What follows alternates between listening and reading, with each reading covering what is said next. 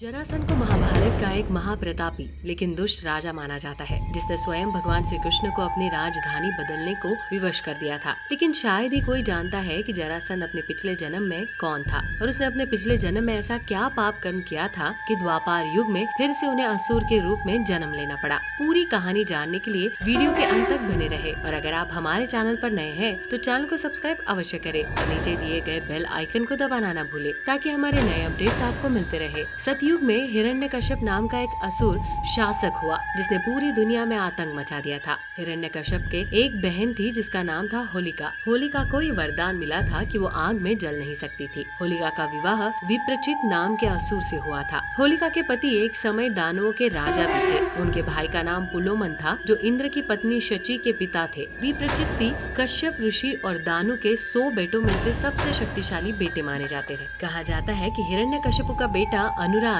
शची से शादी करना चाहता था, लेकिन शची इंद्र से विवाह करना चाहती थी। अनुराग ने पुलोमन ने अनुमति ली और शची को जबरदस्ती अपने साथ ले जाने लगा। जब ये बात इंद्र को पता चली तो उसने पुलोमन और अनुराग दोनों का वध कर दिया। विप्रचिति को जब अपने भाई और हिरण्यकश्यप के वध का पता चला तो इंद्र का शत्रु बन गया और इंद्र से लगातार वो युद्ध करने लगा। विप्रचिति और उसके बेटे स्वर्णभानु दोनों ने इंद्र को कई बार हराया और कहा जाता है कि स्वर्णभानु को अंधेरे का देवता माना गया और वो सूर्य और चंद्रमा पर तीर चलाकर दुनिया में अंधेरा फैलाने की कोशिश करने लगा। कई बार अत्रि ऋषि ने सूर्य और चंद्रमा को स्वर्णभानु की प्रकोप से बचाया, पर जब उनका प्रकोप बहुत ज्यादा बढ़ गया तो इंद्र ने खुद आकर विप्रचिति और स्वर्णबाहु से युद्ध किया और उन्हें पराजित करके उनका वध कर दिया। कहा जाता है कि अपनी पत्नी होलिका की तरह विप्रचिति ने भी प्रहलाद को मारने की कोशिश की थी। अपनी पत्नी होलिका की मौत का बदला लेने के लिए विप्रचिति ने प्रहलाद को पहले बेहोश कर दिया और फिर उसको समुद्र में फेंक दिया। विप्रचिति को आशा थी कि समुद्र के जीव उसे खा जाएंगे, पर प्रहलाद को बचाने के लिए भगवान विष्णु ने अपना कमल का फूल वहां फैला दिया